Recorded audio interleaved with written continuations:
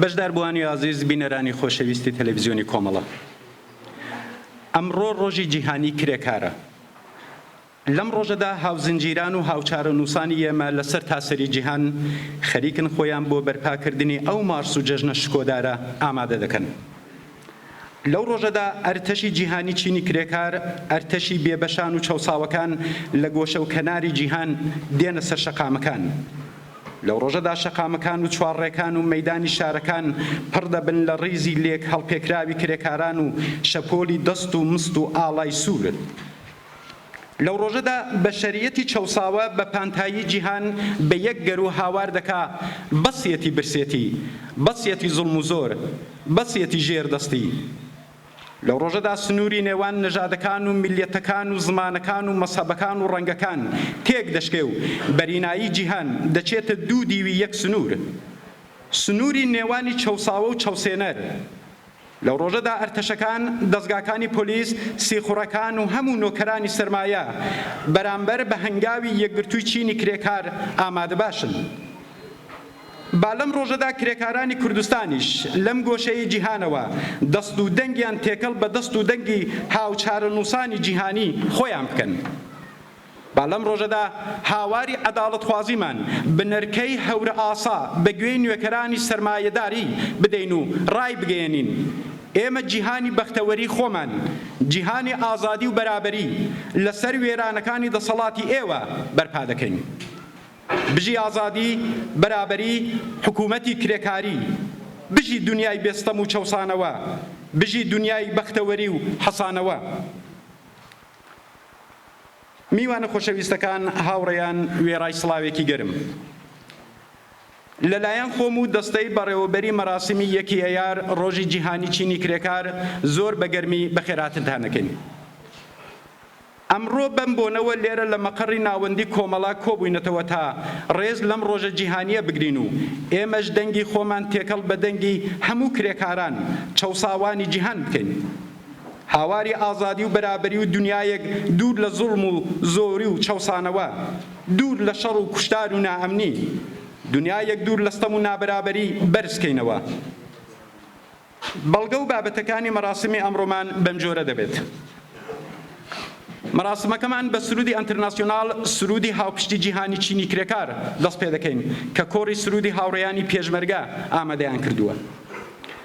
پاشان بۆ ڕێزگرتن لە یادی کرێکارانی گیانبەختکردوو لە شوێنی کار و کرێکارانی گیانبەختکردوو لە بربەرەکانێ لەگەڵ دنیای نابەرابەری سەرمایەداری و هەموو ئەو ئینسانە شۆڕژگەر و کۆمونیستانە کە گیانیان لە پێناو ئازادی و بەرابەری و بەختەوەری ئینساندا بەخت کرد، یەک دەقیقە بەسەر پێوە بە بێدەنگی ڕادەوەستین. بێدەنگیەکە بە کۆپلە شێعرێک دەشکێنین و دواتر هاوڕێ سروەن ناسری ئەندامی ناوەندی حیزبی کۆمونیستی ئێران دێت و وتارێک بە بۆنەی ئەم ڕۆژەوە پێشکەش دەکات. دوای قسە و باسی هاوڕێ سروە تراکتێکی کورد دەخێندرێتەوە. دواتر هاوڕێی پێشمەرگە هاوڕێ ئەمیر ئیسماعیلپور دێت و شێعرێکتان پێشکەش دەکات. دواتر کۆڕی سرودی پێشمەرگەکانی کۆمەڵا سرودی یەکی ئەیار دەخێننەوە. لە بەشێکی تری مەراسمەکەدا هاوڕێ نەجم محەممەد دێت و سرودێکتان پێشکەش دەکات. دوای خوێندنەوەی تراکت کۆڕی هونەری بە بەشداری هونەرمەند شەماڵ محەممەد تەوفیق چەند بەرهەمی هونەریتان پێشکەش دەکات. دوایی ئەو پەیام و بروسکانە دەخێنینەوە کە بەم بۆنەوە بەدەستمان گەیشتووە. پاش بیستنی تراک یەک بەشی یەکەمی بەرنامەکانمان تەواو دەبێ و دوای وچانێک بەشی دووهەمی مەراسمەکە کە تەرخان کراوە بە شای و خۆشی ئێوە بەشداربووانی عەزیز دەست پێ دەکات. ئێستاش داوا دەکەم کە کۆڕی سرود بێن بۆ پێشکەشکردنی سرودی ئەنتەرناسیۆناڵ. فەرموون.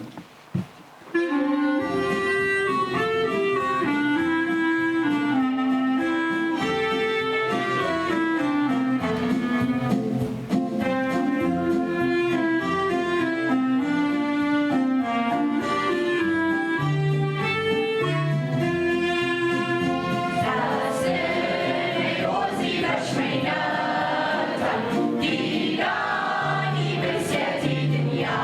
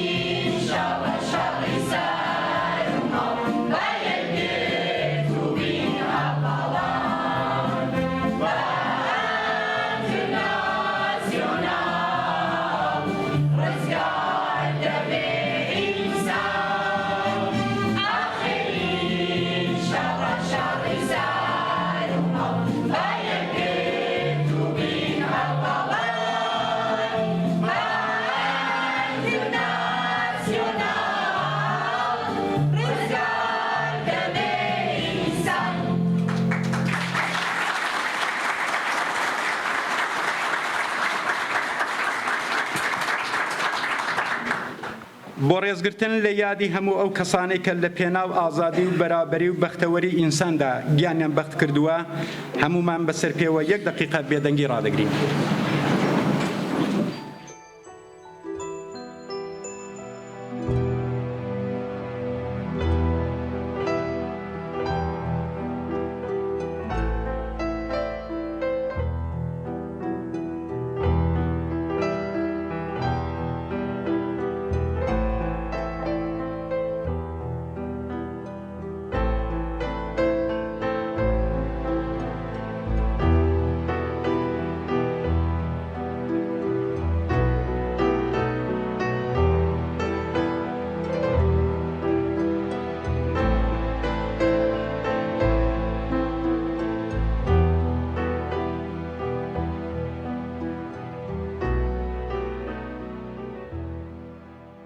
پەلکیداری شادی گشتین ئێوە هەرگیز نامرن، نامرێ ئاگر هەواڵان ئێوە کڵپەی ئاگرن.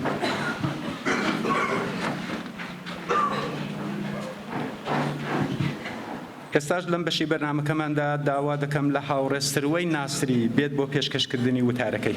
هاوڕێستر مەفەرموو. ئامادەبوانی بەڕێز، سڵاوێکی گەرمتان پێشکەش بەخێر بێن بۆ ڕێوڕەسمی ڕۆژی جیهانی کرێکار. ئەم ڕۆژە لە ئێوە و لە هەموو کرێکارانی کوردستان و ئێران لە هەموو کرێکارانی جیهان پیرۆز بێت. سڵاو دەنێرین بۆ هەڵسوراوانی کرێکاری لە ئێران کە لەم ڕۆژەدا و لە شەوەزەنگی دەسەڵاتی حکوومەتی ئیسلامیدا هەوڵ دەدەن بۆ بەڕێوەبردننی سربەخۆیی ڕێوڕەسمی ڕۆژی جیهانی کرێکار دەستی ماندوویان بە گەرمی ئەگوشین.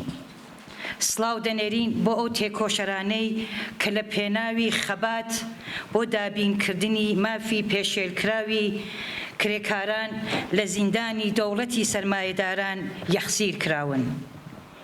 یادی ئەو کرێکارانە دەکەین کە ڕۆژانە بەهۆی نەبوونی ئەمنیەتی شوێنی کار لە شەڕێکی ڕانەگەیاندرا و لەگەڵ سەرمایەداران و دەوڵەتەکانیاندا ڕۆژانە گیانیان بەختەکەن. یادی کۆڵبەرانی زەحمەتکێشەکەین کە گیانیان کردە بارمتەی دابینکردنی ژیانێکی مەمرۆمەژی و پێشی نەگەیشتن. نفرەت دەکەین لە نەزم و نظامێک و ڕژیمێک کە بەم جۆرە ئینسان دەکاتە کۆیلەی قازانج و سوکایەتی بە کەرامەتیان دەکات. بەڕێزان، هێشتا موسیبەتی کۆرۆنا کە لە ماوەی 3 ساڵی ڕابردوودا زیاتر لە 5 ملیۆن قوربانی لێکەوتەوە کۆتایی نهاتووە و هێشتا پاشلەرزەکانی بۆ مەلەرزەی قەیرانی ئابووری 2008 زاینی هەروەها درێژەی هەیە کە نەهامەتیەکانی شەڕی ئۆکراینیش بەسەر خەڵکی جەهاندا سپێنراوە. دوو بەرەی ئەمپریالیستی لەسەر خاک و لەسەر گیان و ژیانی کۆمەڵانی خەڵکی ئۆکراین کەوتونەتە گیانی یەکتر تا کوشندەترین سلاحەکانیان لە مەیدانی شەڕی واقعیدا تاقیکەنەوە، تا ناوەندەکانی بەرهەمهێنانی چەکە کوشندەکانیان پێ ببوژێنەوە. ئینسانی هوشیار و پێشکەوتوو بە نیگەرانیەوە دەڕوانێتە ئەم شەڕە و ئاکامەکانی لە پەنای خەڵکی شەڕلێدراوە و ڕەنجدیتووی ئۆکراینە. هەریشی رووسیا و هەموو ئەو لایەنانەی کە بۆ گەیشتن بە ئامانجی ئیمپریالیستی خۆیان ئاگری شەڕ دەگەشێنەوە مەحکوم دەکەن و خوازیاری کۆتایی دەستبەجێی ئەم شەڕەکەن. بێگومان لە ئەوەڵی مانگی مەی ئەم ساڵدا یەکێ لە داخوازیە خەیراکانی چینی کرێکاری جیهانی کۆتایی هێنان بە شەڕ و کوشتنی ئینسانە بێدفاعەکانە و پێویستە لە ئێران و کوردستانیش بکەوێتە سەرووی دروشم و داخوازیەکانی مارشی جیهانی ئەم ڕۆژە. بەڕێزان، ئەمڕۆکە کرێکارانی کوردستان بەهۆی بێکاریکی بەرین کە زیاتر لە 150 کرێکارانی کوردستان دەگرێتە بەر ماڵ بە کۆڵ بە هەموو ئێران و تەنانەت هەرێمی کوردستاندا دەسوڕێننەوە تاکو بەشکەم لە شوێنێک بگرسێنەوە و بچەوسێنەوە تاکو لانی کەمی پێداویستی ژیان بۆ بنەماڵەکانیان دابین بکەن. دژوارترین کار بە کەمترین حەقدەست و بە دوور لە چاودێری هیچ یاسا و ڕیسایەک دوور لە خانەوادە و لە غەریبی و هەر وەک چۆن کرێکارێکی ئەفغانستانی. کاتێک بۆ نمونە ڕوو دەکەنە شوێنێکی وەکو هەرێمی کوردستان لێرەش لە زومرەی بێمافترین کرێکارانن و سەرڕای ئەوە بەشێکی زۆر لە داهاتیان خەرجی هاتوچوو بڕۆکراسی ئیداری ئیقامەت و مانەوەیان دەکرێت. سەرڕای بوونی ژمارەیەک ڕێکخرا و سندیکای کرێکاری لە هەرێمی کوردستان و چاودێری یاسای کاریک کە هەڵبەت هەر هەمان یاسای کاری سەردەمی حکوومەتی بەعسی عێراقە، بەڵام بارودۆخی کار و ژیانی کرێکارانی کۆچبەر لەم هەرێمە گەلێک نالەبار و دژوارتر لە کرێکارانی مەحەلیە. چه ئەو کرێکارانەی کە لەگەڵ شرکەتەکانی پەیمانکاری و بە قەرارداد کار دەکەن، چه ئەو کرێکارانەی خۆیان ڕاستەوخۆ بۆ دۆزینەوەی کار دێنە ئەم هەرێمە، بارودۆخ و ناوەڕۆکی قەراردادەکانیان بە دوورە لە هەر چەشنە چاودێرەیەکی یاسایی. لە کوردستانی ژێردەسەڵاتی کۆماری ئیسلامیدا زیاتر لە 100,000 کرێکاری کوردستان ڕوویان کردووەتە کۆڵبەری. پانتایی هەژاری و بێکاری لە کوردستان تا ڕادەیەکە کە سەرڕای مەترسیگەرێکی ئاشکرا کە بەردەوام بۆ ئەم زەحمەتکێشانە لە بۆسەدایە، ئەوان لە کۆڵبەری پاشگەز ناکاتەوە و بۆ دابینکردنی ژیانێکی مەمرۆمەجی دەچن بە قوڕگی ئەژدەهاوە. بەڵام تایبەتمەندی کرێکارانی کوردستان هەر لە ڕادەی ڕەنج و ئازارەکانیاندا بەدی ناکرێت، بەڵکو لە وشیاری چینایەتی و سیاسی ئەوانیشدایە پێویستە ببیندرێت. نزیکەی 43 ساڵە کە لە ڕۆژهەڵاتی کوردستان کرێکارانی پێشڕۆ و سەرڕای بەگیر و بەبەند و هەڕەشەی دەستگا ئەمنیەکانی ڕژیم ڕۆژی جیهانی خۆیان بەڕێوە دەبەن و ئاڵای سووری کرێکاران شەکاوە ڕاگرتووە. ئەوە تا بۆ نمونە هەر لە ڕۆژانی ڕابردوو کۆمەڵێک لە هەرسوڕاوانی کرێکاری و مەدەنیان لە شاری بانا ڕاپێکی زیندان کردووە، تەنیا لەبەر ئەوەی کە گومانی ئەوەیان لێ کردوون کە هەوڵ دەدەن ڕێوڕەسمی ڕۆژی کرێکاری بەڕێوە ببن، ڕۆژی کرێکار بەڕێوە ببن. ئەم کارەیان بە شێوەی هەڕەشە لە گەلێک لە شوێنەکانی دیکەی کوردستانیش دووپات کردووە. هەر لە خۆپیشاندانی کرێکارانی شاری مەهاباد کە هەزاران کەسیان بە پاچ و بێل و قوڵەنگ و سێرچەرخەکانیانەوە هاتنە سەر شەقام، تا کرێکارانی شاری سەقز کە ڕەنجی زیندان و ئەشکەنجەیان قبول کردووە و هەرگیز نەیان هێشت ئەو ئاڵایە بکەوێتە زەوی، تا کرێکارانی شاری سنە کە لە زۆر بوارەکاندا ڕچەشکێن بوون و قارەمانانێکی وەکو جەماڵ چراغوەیسیان لە ناو ئەو جەرگەی خۆیاندا پەروەردە کرد، تا گەلێک لە شارەکانی دیکەی کوردستان ئەو سونەتیان زیندوو ڕاگرتووە.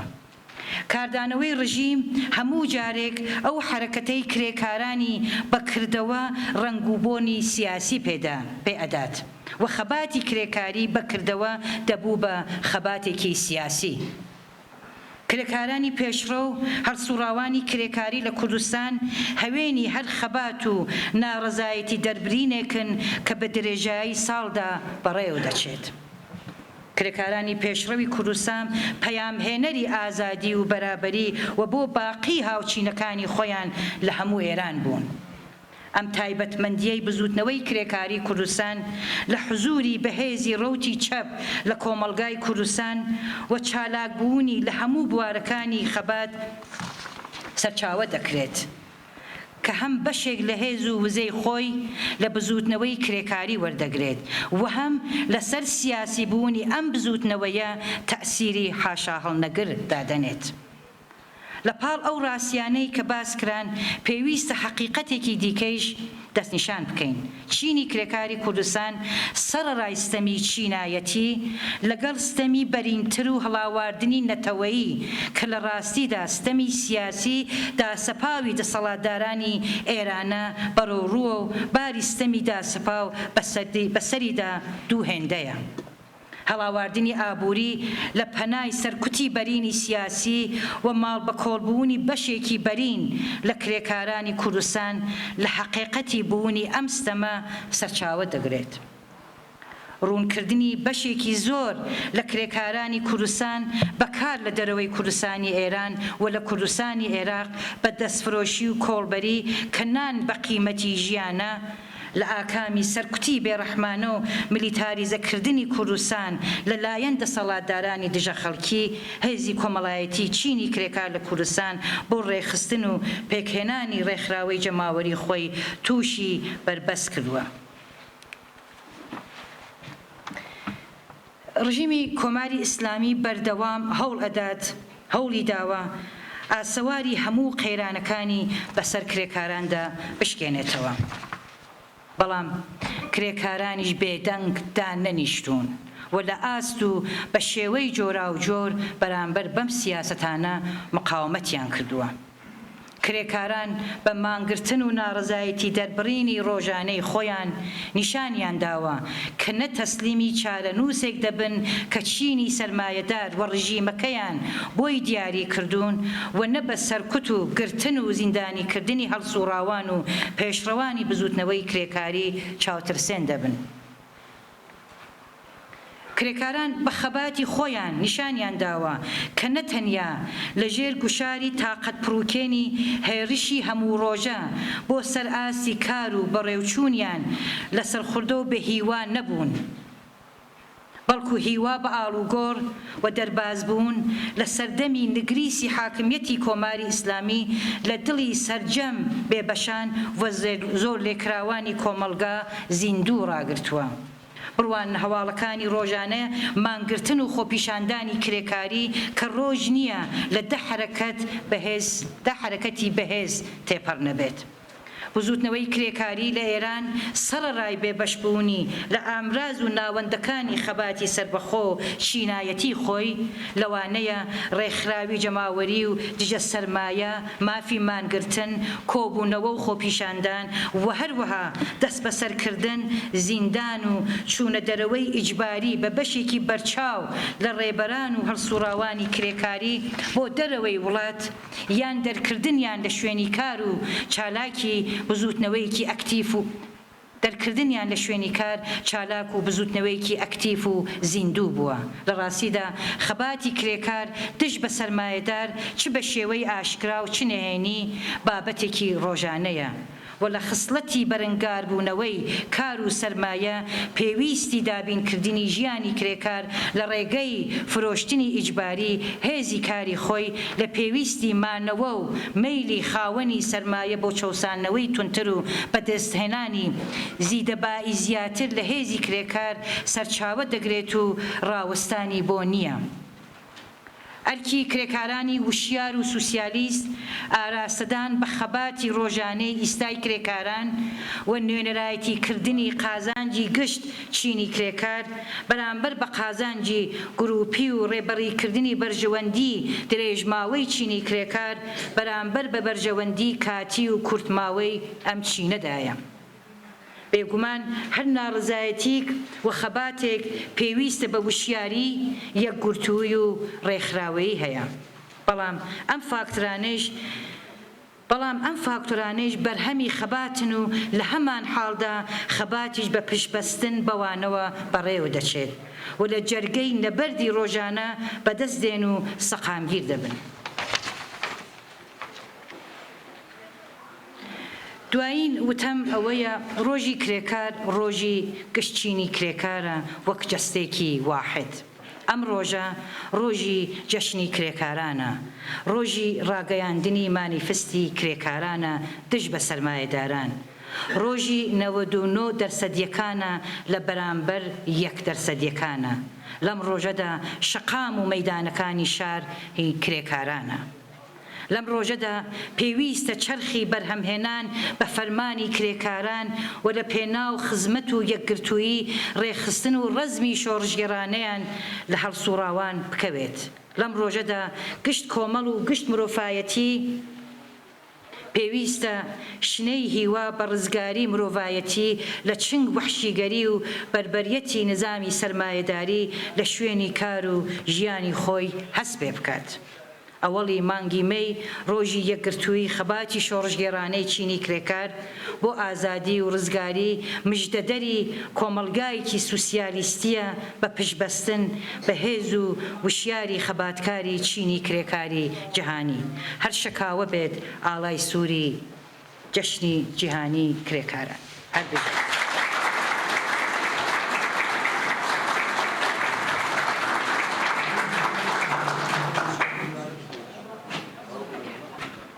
دنیایەکی بێچەوسانەوە، دنیایەکی بێستەم، بێشەڕ و کوشتار و خوێنڕشتن، دنیایەکی بێجیاوازی و هەڵاواردن، دنیایەکی بێ باڵا دەستی و ژێردەستی، دنیایەکی بە دوور لە سوکایەتی و تەحقیر، دنیایەکی لێواولێوی بەهرەمەندی، نان بۆ هەمووان، کار بۆ هەمووان، شادی و بەختەوەری بە یەکسان بۆ هەمووان، خوێندن بۆ هەمووان، دکتۆر و دەرمان بۆ هەمووان، عەداڵەت بۆ هەمووان، بەرابەری بۆ هەمووان و ئیمکانی گەشە و هەڵدان و خەلاقیەت بۆ هەمووان.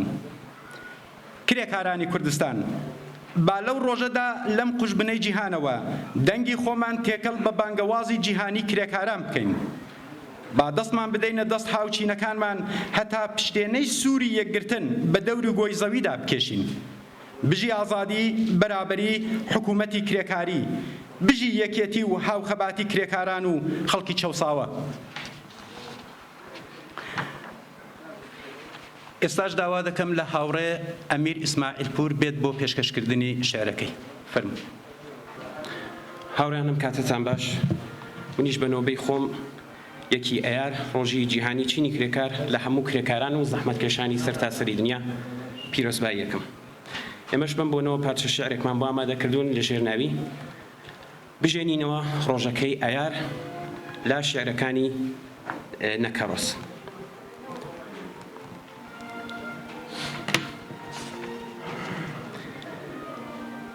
بژێنینەوە ڕۆژەکەی ئایار. گەلانی جیهان، ئەی کرێکاران، ئەی چەوساوانی دەستی زۆرداران، ئیتر بەسیەتی تاکەی ژێردەستی، هەتاکەی دیلی و هەژاری و پەستی، ساڵهای ساڵە زوو خاو ئەنۆشین. ئایا دەزانن بۆ کێ دەکۆشین؟ بۆ هێندێ ناکەس ڕزیل و خوێنخۆر، سەرمایەداری پیسی خاوەن زۆر. ئیتر بەسێتی تاکەی ئەم حاڵە، تاکەی بێدەنگی لەم ژینە تاڵە. سەیرکەن، سەیرکەن کوردستان ئاگر و خوێنە، ئاگری قینی دوژمن بەزێنە. ئێمە گەلێکی بێدەرەتانین، بێبەش لە شادی و مافی ژیانین. چەندە خوێنا و ئارەخ ئەڕژێنین، هەتا تیکەیەک نان وەدەستێنین. وڵاتمان پڕ لە برسی بێکاری، یان کوێرەوەری ڕووتی هەژاری. تا کەسێ تێرە هەزاران برسی، لاواز و ڕەجاڵ ژین پڕمەترسی. ماڵمان جێ دێڵین لە شوێن و ئیش و کار، ئاوارە دەبین لەم شار بۆ ئەو شار. گەر ببێ شرکەت یان کوورەخانە، ئەویش بەڕاستی هەرگیان کێشانە. هەم لەبەر سەرما یان قرچەی هەتاو، دەبێ ئارەق و خوێنت کەی بە ئاو. ئەوەی پێویستی ژیانی ئینسانە، لای ئێمە ئەمڕۆ خەونی گرانە. ماڵ و منداڵیش هەروە بێبەشن، گیرۆدەی حوکمی نەگریس و ڕەشن. بەڕاستی حاڵمان مردن و ژانە، خۆ فیداکردن بۆ خوێن مژانە. بەسەر ئەویشە کۆنەپەرستان، فریودەرانی چینی ژێردەستان، شەو و ڕۆژ بە فێڵ و تەفرە و درۆ و داو. مێشکیان پڕ کردوین لە قسەی پوچ و خاو. ڕەنج و ژیانی گشت کرێکاران، دەیکەن بە فدای سەرمایەداران. حوکمی چەپەڵیان بووە بە خوێن ڕشتن، هێزیان داناوە بۆ هەژار کوشتن. ئیتر چۆن هەروە ئێمەی زەحمەتکێش، بێدەنگ بسرەوین لە تاو دەرد و ئێش. تاکەی زۆرداران خوێنمان بڕێژن ڕۆژێ سەد مەرگی تاڵمان بچێژن تاکەی مناڵمان لە برسا بمرێ لێوی ساواکان پێکەنین نەگرێ چۆن ڕانەپەڕین تاکەی ژێردەستی تاکەی نەمان بێ ژیانی سەربەستی بژێنینەوە ڕۆژەکەی ئەیار هەڵی دەین ئاڵای سووری کرێکار ئیتر بە ئەمڕۆ هەستین یەک بگرین چەکی خەباتی سوورمان هەڵبگرین وەکو ئاگری پڕ بڵێسە و گڕ یان وەک لافاوی بە تەوەژم و گوڕ دەبێ بنبڕکەین سەرمایەداری نەهێڵین لە قوڕی شێو و ئاساری ئەو دار و دەستەکەی تەفروت و ناکەین ئەرتەشێکی سوور بۆ گەل بەرپاکەین چیتر نەهێڵین زڵم و خوێنمژین تا زەحمەت کێشان سەرفراز بژین ئەم یاسا و بیچمەی کۆن بەفەوتێنین کۆمەڵێکی نوێ دابمەزرێنین کۆمەڵێک وا پڕ بێ لە شادی بۆ چەوساوەکان خۆشی و ئازادی چینی کرێکار هەر خۆی سەردار بێ نەمانیش بەشی سەرمایەدار بێ زۆر سپاس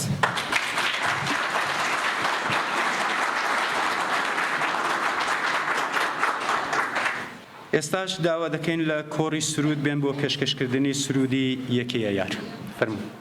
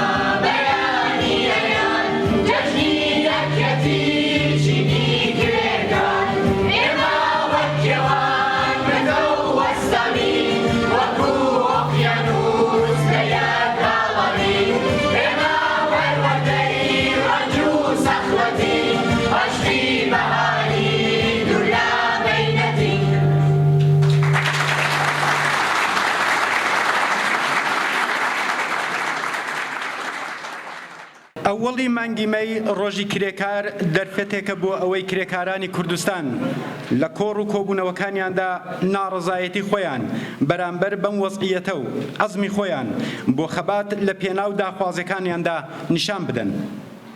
جێی خۆیەتی هەموو جەماوەری زەحمەتکێش و ستەملێکرا و ئازادی خواز کە دەسەڵاتی ڕژیمی سەرمایەداری کۆماری ئیسلامی تووشی مەینەت و ڕۆژەڕەشی کردوون و شەڕێکی بێبەشیەکانی چین شەریکی بێبەشیەکانی چینی کرێکار بە بەشداری لە مراسمەکانی ڕۆژی ئەووەڵی مانگی مەیدا بەڕاگەیاندنی پشتیوانی خۆیان دەخەباتی چینی کرێکار لە پێناو ئازادی و بەرابەریدا ڕێز بگرن لە خەباتی ئینسانی ئازادەخواز و پێشکەوتوخواز دژ بە هەر چەشنەستەم و بێمافی و هەڵاواردن بۆ بەدیهێنانی کۆمەلگایەکی ئازاد و بەرابەر و دوور لە چەوسانەوە بژی ئازادی بەرابەری حکوومەتی کرێکاری پیرۆز بێ ئەوەڵی مانگی مەی ڕۆژی جیهانی چینی کرێکار.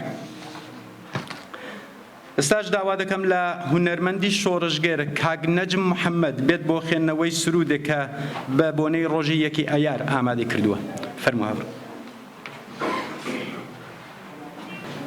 یەکی ئایار پیرۆزە لە کرێکارانی کوردستان بە تایبەتی و هەموو کرێکارانی جیهان بەگشتی.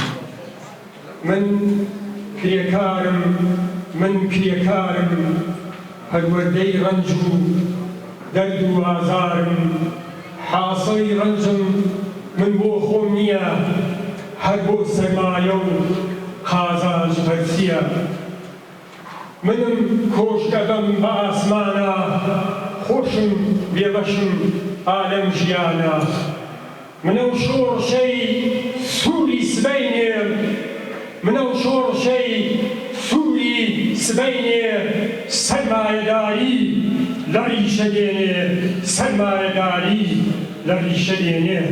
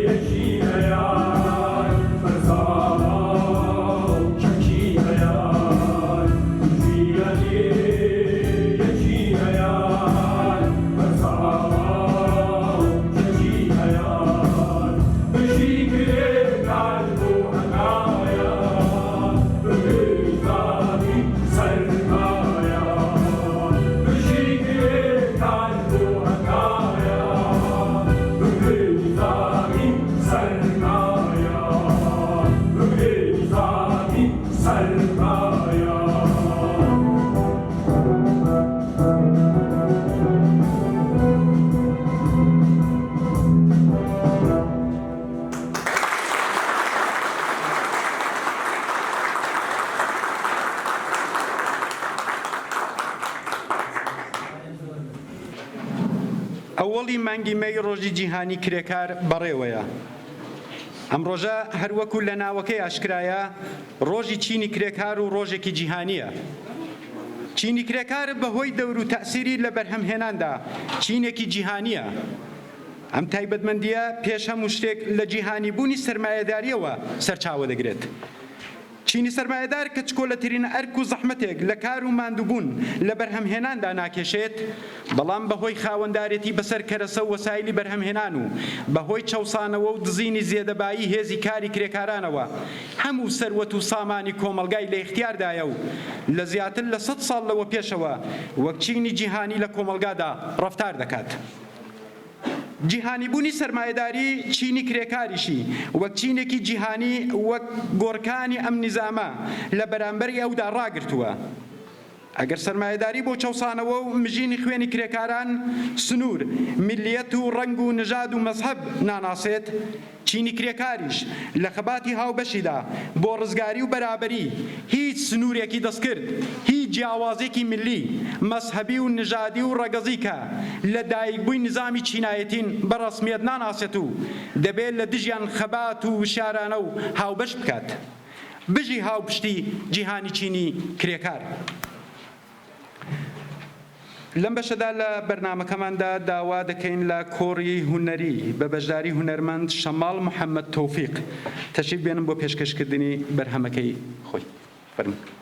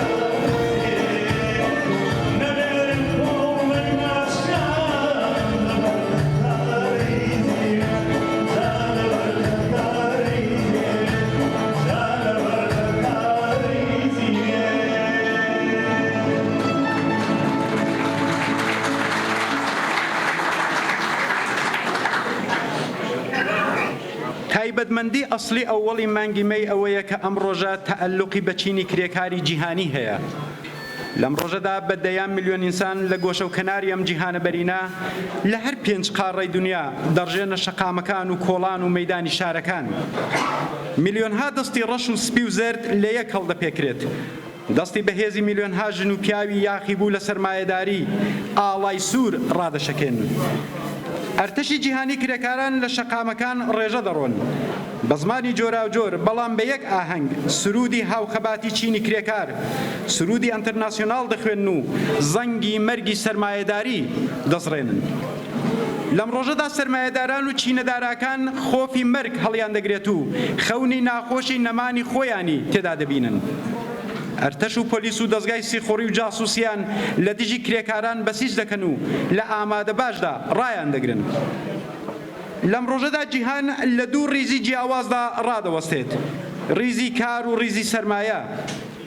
لە ڕیزی سەرمایەدا دنیای سەروەت و سامان و دەوڵەمەندی، دنیای تەیار بەچەک و ئەرتەش و جەبەخانەی شەڕ، دنیای سەرکوت و سیخۆڕی و جینایەت، دنیای شەلاق و ئەشکەنجە و زیندان، دنیای کەشیش و ئاخوند و ڕۆزەخێن ڕیز دەبەستن. بەڵام لە دنیای کاردا ڕەش و سپی و زەرد، دەستی قەڵەشا و پێپەتی و گیرفانی خاڵی ئینسانی شەوساوە و ئاوارە و ستەمدیدە بەرهەمهێنەرانی هەموو سەروەت و سامانەکانی ئەم جیهانە شەریفترین مرۆڤەکان ڕاوەساون. ئەمڕۆ لە نێوان ئەم دوو چینەدا شەڕی مان و نەمان بە بەرینایی ئەم جیهانە لە ئارادایە. با چینە سەوسێنەرەکان بەرامبەر بە شۆڕشی کۆمۆنیستی سەرتاپایان بێتە لەرزین. کرێکاران لەم نێوەدا بێجگە لە زنجیرەکانیان هیچ لە دەست نادەن، بەڵام جیهانێک بەدەستدێنن. کرێکارانی جیهان یەکگرن، بژی ئازادی، بەرابەری، حکوومەتی، کرێکاری، بژی ئەوەڵی مانگی مەی، بژی سۆسیالیزم. خۆشەویستان، کۆمەڵێک پەیامی پیرۆزباییمان بەدەستگەیشتووە، بەڵام بەهۆی کەمی کات دەرفەت نییە کە هەمویان بخێنینەوە، بەڵام بە دڵنیاییەوە وەڵامی ڕێز و سپاسیان بۆ دەنێرینەوە.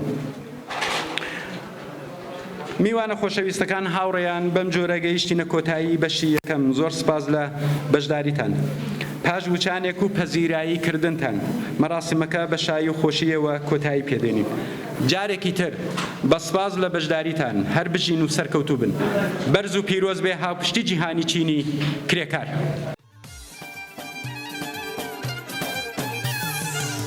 وي وي لو قنجا شلشل دروا وبلنجا اي وي وي لو قنجا شلشل دروا وبلنجا شوكالي هورا معنا يا ليوالي هلا بجا بايشين الولاي ابا للسرسيني كلنجا اضلم دبوري توا كاتدي بسر بنجا